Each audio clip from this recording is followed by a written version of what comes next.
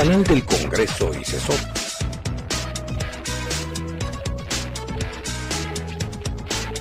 Presentan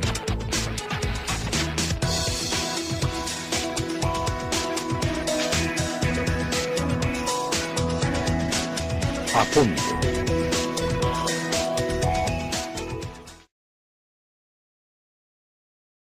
Difícilmente una víctima va y presenta una denuncia ante el Ministerio Público por ignorancia, por miedo o porque sabe que muchas veces no va a pasar nada. Solamente se entiende el fenómeno. Sí hay denuncias, diputado, y hay bastantes denuncias registradas en algunos estados, como Chiapas, como Tlaxcala, como el Distrito Federal. La víctima sí acude. El problema es que las autoridades pues están todavía paralizadas, ¿no? Bueno, ese es un tema importante. Yo tengo otra percepción. No, desde luego, sí. Patricio Lamendi tiene un conocimiento mucho más puntual del tema.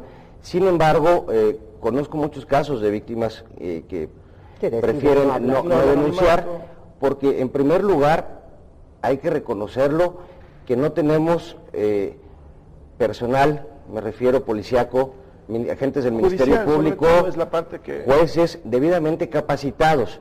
En muchas ocasiones consideran que estos son delitos menores, incluso a la víctima la consideran responsable de su situación. Por ejemplo, una muchacha que es explotada sexualmente, es obligada a ejercer la prostitución, el policía o el Ministerio Público o el propio juez puede decir, a ella le gustaba, ella incitaba a, en fin. Entonces, en la medida en que no hay una capacitación puntual, una concientización, empezando por los servidores públicos sobre la gravedad del tema, poco vamos a avanzar. Sigue imperando en nuestro país una cultura machista, en donde incluso hay papás que dicen, con mi hija, con mi hijo hago lo que quiera porque para eso es mi hijo. En fin, hay un profundo aspecto cultural que tenemos que combatir. Por otro lado, desde luego, tenemos que avanzar desde el ámbito legislativo y también de la política pública en la prevención, también en el combate y en la atención a las víctimas de manera integral, porque muchas veces la tentación del legislador es resolver cualquier problema social que se presenta estableciendo tipos penales, cuando sabemos que los niveles de impunidad en nuestro país siguen siendo muy altos. Sí, porque hacia allá iba enfocada mi siguiente pregunta, porque si bien buscamos las diferentes vertientes para prevenir, para controlar, para sancionar, pero ¿qué pasa con esas legislaciones locales donde no se aplican? Llegan al juez, pasa el nivel del Ministerio Público y la aplicación cambia de lugar en lugar. Voy a poner un ejemplo que creo que puede ser muy gráfico. Y es las cifras que vemos en ONGs a nivel internacional. Si revisamos puntualmente las sanciones penales o el seguimiento de delitos, pues carecemos de esa información. Y es a donde Así es. Hay un tema, un caso creo que paradigmático, que es el del lobo siberiano. Un ministro de culto religioso en el estado de Veracruz, que se encuentra en su computadora el almacenamiento de más de 100,000 imágenes de niñas y de niños.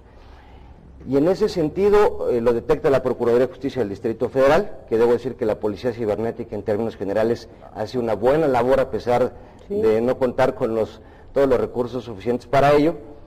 Y en el momento en que además se detecta una red en donde había un estudiante, un empleado gubernamental, en fin, toda una red que intercambiaba estas imágenes. El juez en el Distrito Federal se declara incompetente, porque además los delitos a través de Internet son difíciles de precisar. Por ejemplo, si la computadora se encontraba en el estado de Veracruz, aun cuando se recibieran imágenes en otras entidades, ¿cuál es el juez competente? El juez del Distrito Federal se declara incompetente, se traslada el asunto a un juez en Veracruz y resulta que determinan que no hay delito porque el almacenamiento de imágenes en Veracruz no estaba tipificado, a diferencia del Distrito Federal. Y ahí hay un espacio para la impunidad terrible.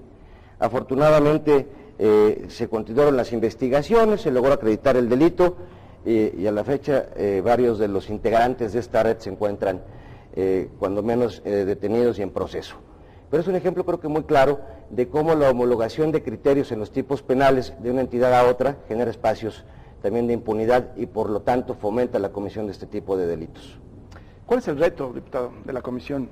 Sabemos que es de gran valía ya que sea en el legislativo, en la Cámara de Diputados, una comisión especial. ¿A qué se están enfrentando además de este tipo de cosas? Además, sobre todo para el perfeccionamiento y el reforzamiento de la ley. En primer lugar, creo que el principal reto es lograr, y creo que poco a poquito lo hemos hecho, que se convierta en un tema prioritario en las agendas de los grupos parlamentarios.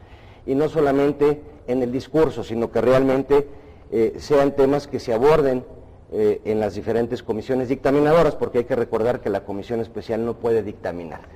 En ese sentido, por ejemplo, se impulsó ya una reforma constitucional, que ha habido diferentes puntos de vista al respecto, pero en donde, sin embargo, precisamente lo que buscamos es obligar a todas las entidades a legislar bajo un mismo criterio, vamos a llamarlo así, en materia de trata de personas, proteger los datos personales de las víctimas, que no haya libertad provisional en tanto este delito. Pero este es apenas un pequeñito paso, porque además falta, una vez que se apruebe la reforma en los congresos locales, creo que la parte más importante es poder emitir, que hay un tiempo de 180 días a partir de su publicación, una ley general de trata de personas, en donde desde luego tenemos que tomar en cuenta la opinión de los especialistas, por supuesto, incluso de las víctimas, de investigadores, de los propios gobiernos, en fin, porque hay que recordar además que es un delito que no reconoce fronteras, ni al interior del país, en los límites con los estados, ni con otros países. Son delitos transversales en donde, de la misma manera, México es receptor que expulsor de víctimas, y en ese sentido tenemos, como bien lo decía Patricio Lamendi, atenderlo de manera integral. El tema de capacitación, insisto mucho en ello, de atención a víctimas, de homologación de tipos penales, en fin, y desde luego cada reforma constitucional o legal que logremos impulsar, que debe ser debidamente consensada, debemos dotarla también de los recursos suficientes para que pueda aterrizarse en la práctica y no quede solamente en una buena intención, y también es nuestra responsabilidad darle seguimiento.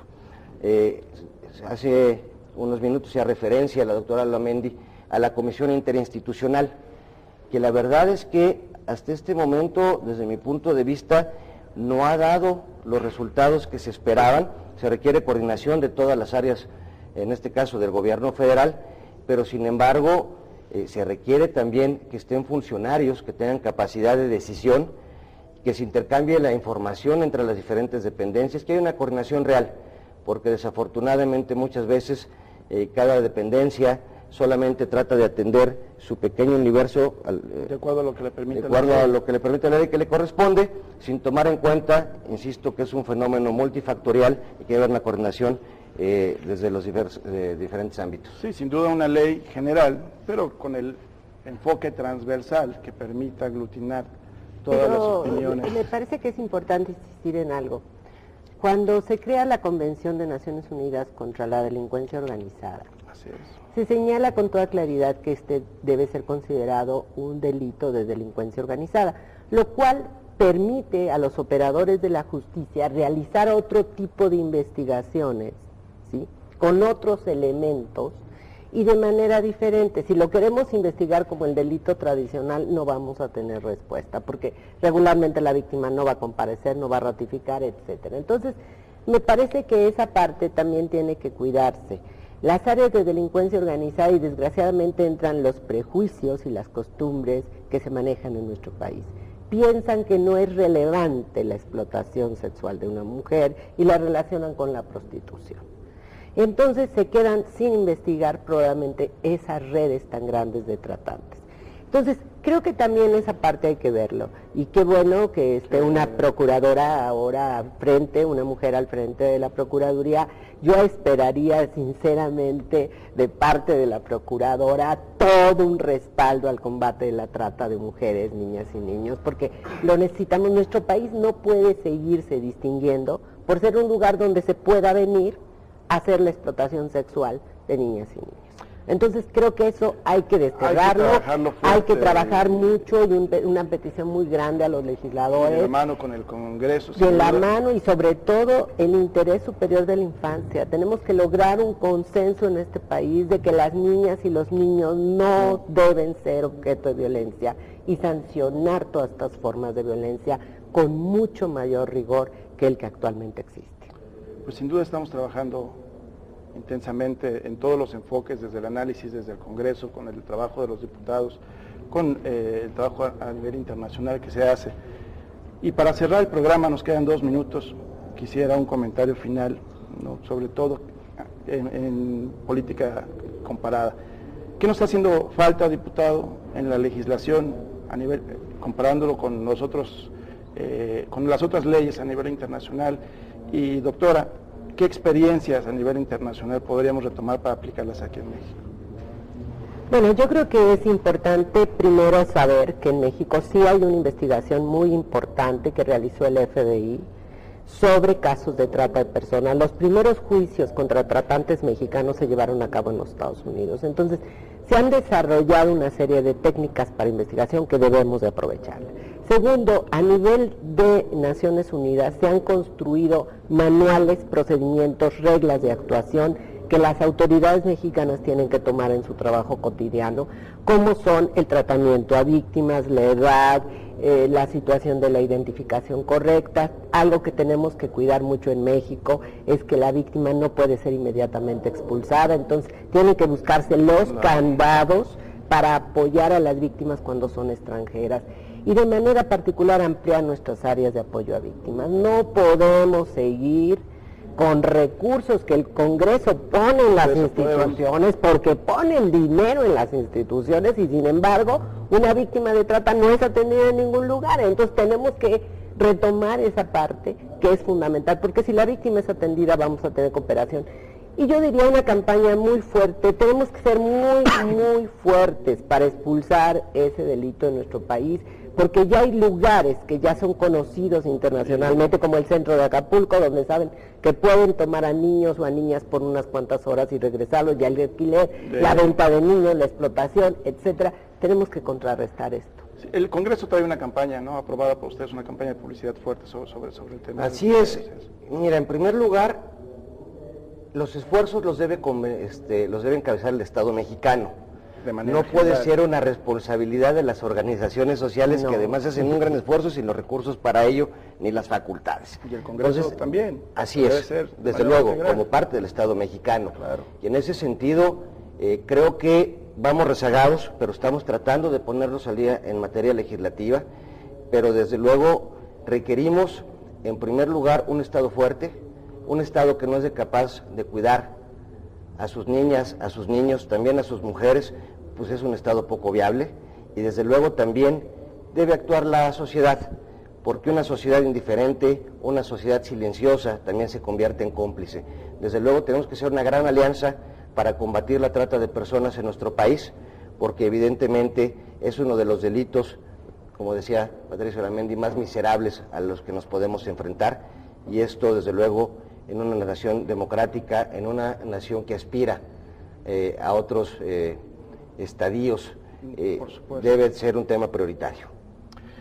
Patricia Olamendi Torres, doctora, muchas gracias. Muchísimas gracias, muy amable por este Diputado espacio. Agustín Carlos Castilla, mil gracias por su participación. Al contrario, yo soy Javier Esquivel, fue un gusto tenerlos en este programa a fondo. Muchas gracias, hasta la próxima.